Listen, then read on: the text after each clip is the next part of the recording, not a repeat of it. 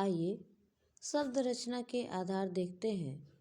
शब्दों को तो वैसे कई भागों में बांटा जाता है, उत्पत्ति के आधार पर, अर्थ के आधार पर। और इस संदर्भ में शब्दों के कितने वर्गीकरण होते हैं इसका वीडियो मैं पूर्व में डाल चुकी हूँ। यहाँ रचना के आधार पर शब्दों के कितने विभाजन किए जा सकते हैं उसकी चर्चा की जाएगी। मूलतः रचना के आधार पर शब्दों के जो विभाजन होते हैं वह रूढ़, यौगिक एवं योग रूढ़ में होते हैं। आइए इनको समझते हैं।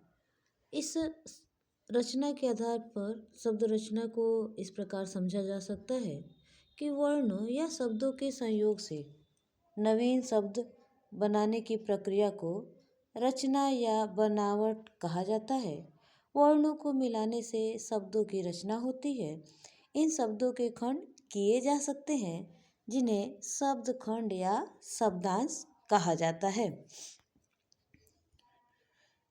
मान लीजिए कि एक शब्द है गाय, और इस गाय शब्द का जब हम खंड करते हैं तो हमें दो खंड प्राप्त होते हैं, गा और य।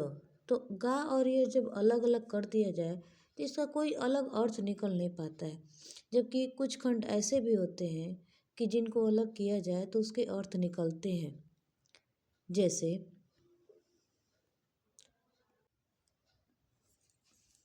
विद्यालय, और इसको अलग किया जाए तो विद्या धन आलय, दो खंड बनते हैं और दोनों के अपने अलग अर्थ भी होते हैं।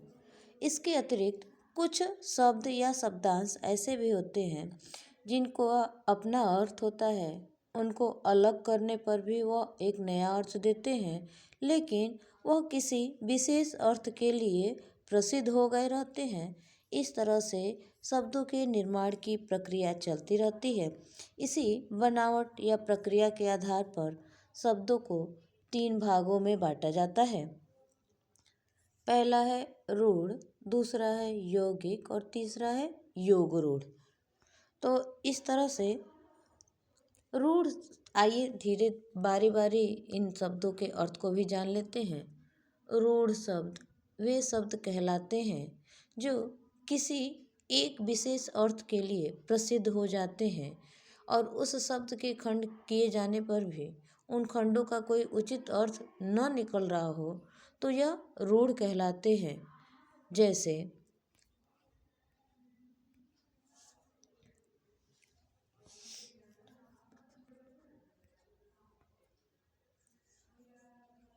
शब्द है घर। अब घर में घ और र को अलग कर देने से इनका कोई अलग रूप तो नहीं बन पाएगा। हाँ, लेकिन घर शब्द एक ही अर्थ में हो तो मकान या आवास का पर्याय बनते हैं। इसी तरह से एक अन्य उदाहरण है पैर, अगर या रात, हाथ। इन शब्दों में अगर सबको आधा आधा कर दिया जाए, विभाजित कर दिया जाए या विच्छेद कर दिया जाए तो इनका अपना कोई अर्थ नहीं निकलता है। लेकिन अगर ये शब्द एक साथ हो तो एक विशेष अर्थ देते हैं और स्वतंत्र होने पर इनका अपना कोई अर्थ शेष नहीं बचता है। तो और इनको मिला देने से एक नए अर्थ की प्राप्ति होती है। इस तरह से रूढ़ शब्द के संबंध में 3 बातें सामने आती हैं। पहला कि अवयव या खंड करने पर इनका कोई अर्थ नहीं निकलता है।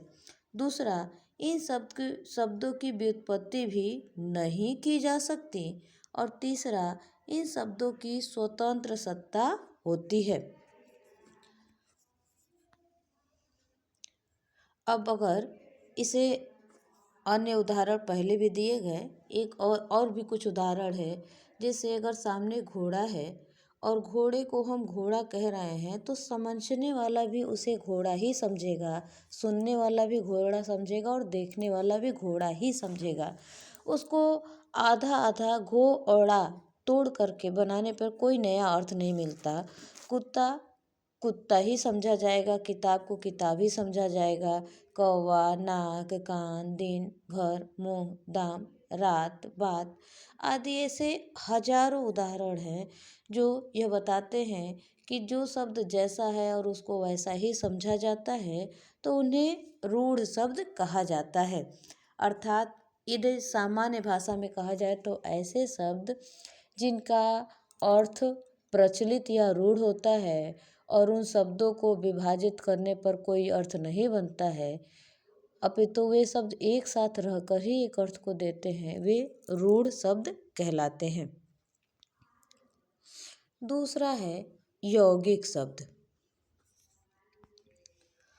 यौगिक का अर्थ ही होता है मिला हुआ, ठीक, अर्थात जिसमें दो शब्दों का योग हो, जोड़ हो। ऐसे शब्द जो दो शब्दों या शब्द खंडों के संयोग से बनते हैं और उनका प्रत्येक खंड सार्थक अर्थ देता है, वह यौगिक कहलाते हैं। अगर संक्षेप में कहा जाए तो रूढ़ शब्दों के योग से बने शब्द यौगिक शब्द कहलाते हैं। यौगिक शब्द के खंड करने पर उन प्रत्येक अवयव या खंड का सरलतापूर्वक अर्थ प्राप्त किया जा सकता है। यौगिक शब्द उपसर्ग, प्रत्यय या अन्य रूढ़ शब्दों को मिलाने से बनते हैं। जैसे एक शब्द है जन्मभूमि, अगर इसको खंड किया जाए तो जन्म और भूमि अलग अलग हो जाते हैं और इनका अलग अलग अर्थ भी है। जन्म अर्थात पैदा होना और भूमि अर्थात जमीन, और अगर इनको एक साथ पढ़ा जाए तो जन्मभूमि का अर्थात होता है वह स्थान जहाँ पर जन्म हुआ है। तो इस तरह से ये अपना अर्थ तो देता ही है, अगर इसको अलग कर दिया जाता है तो उसका भी अर्थ होता है। इसे हम यौगिक शब्द कहते हैं। इसके अन्य उदाहरण देखे जा सकते हैं, क्योंकि परीक्षाओं में अक्सर उदाहरण ही पूछे जाते हैं और ये पूछा जाता है कि इसमें कौन सा शब्द यौगिक है, कौन सा रूढ़ है और कौन सा योग रूढ़ है। तो प्रधानमंत्री, पुस्तकालय, उपकार, बनावट, घुड़सवार, राजपुत्र, पाठशाला, स्वामी भक्ति, आग बबूला, पीलापन, दूध वाला, सप्तर्षि, महर्षि, राजर्षि, भोजनालय, छात्रावास आदि ये सभी शब्द यौगिक शब्दों के उदाहरण हैं। योग रूढ़ शब्दों में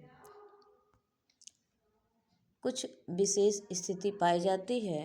जैसे आपने यौगिक शब्दों के बारे में जाना कि वे शब्द एक अर्थ देते हैं और उनको खंडित करने पर, तोड़ने पर भी वे अलग अलग होकर भी एक नया अर्थ दे देते हैं। लेकिन योग रूढ़ शब्दों में कुछ अलग विशेषताएं होती हैं कि ये शब्द ऐसे होते हैं जो यो यौगिक शब्दों की भांति दो या अधिक शब्दांशों से बने होते हैं।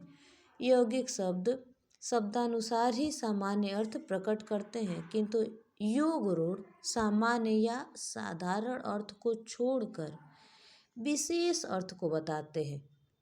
वे बने तो जोड़कर ही होते हैं, लेकिन एक विशेष अर्थ को बताते रहते हैं।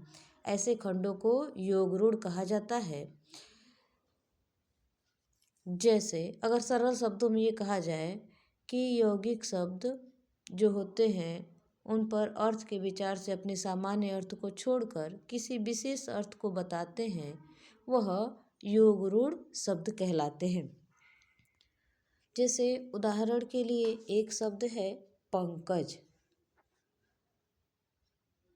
जब पंकज शब्द हमारे सामने आता है तो निश्चित तौर से नाम आते ही हम यह जान जाते हैं कि पंकज का अर्थ कमल होगा। लेकिन यदि हम इसके शब्दांश को देखें और इसका विभाजन करें तो पंक का अर्थ होता है कीचड़ और ज का अर्थ होता है जन्म लेने वाला। अर्थात इन दोनों के अपने अलग अर्थ हैं और इन दोनों को मिलाकर अगर पंकज किया जाए तो इसका अर्थ निकलता है जो कीचड़ में जन्म लेने वाला हो। तो कीचड़ में जन्म लेने वाला हर जीव, हर वस्तु पंकज हुआ, किंतु हम इसे एक रूढ़ में अर्थात कमल के पर्यायवाची में ही जानते हैं। तो इसीलिए यह योग रूढ़ है, यौगिक भी है और रूढ़ भी है, अर्थात पंकज का अर्थ कमल का पर्याय हुआ। इसके अन्य उदाहरण आइए देख लेते हैं।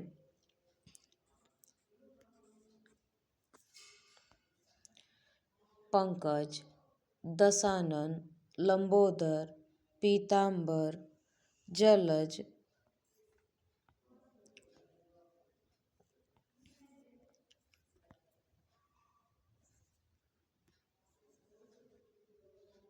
नीरज, चक्रपाणी, वारिज, पंचानन, दयानंद, वारिद आदि। उम्मीद है इनमें कहीं कोई दिक्कत नहीं होगी। और दिक्कत होती कहाँ है, यौगिक एवं योग रूढ़ शब्दों में अंतर कहाँ किया जाए इस बात में। तो आइए इस अंतिम शीर्षक को भी समझ लेते हैं। यौगिक शब्द दो या उससे अधिक शब्दों के मिलने से बनते हैं।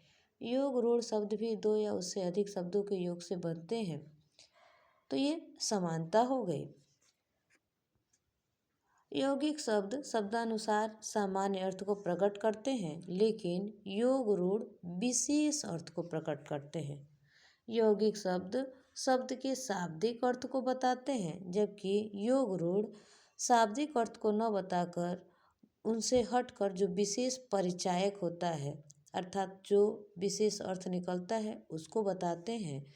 इसीलिए इन दोनों में पर्याप्त अंतर भी है।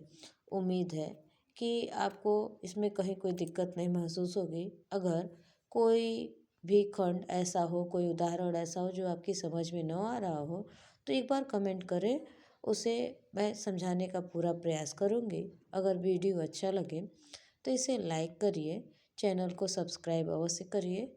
धन्यवाद।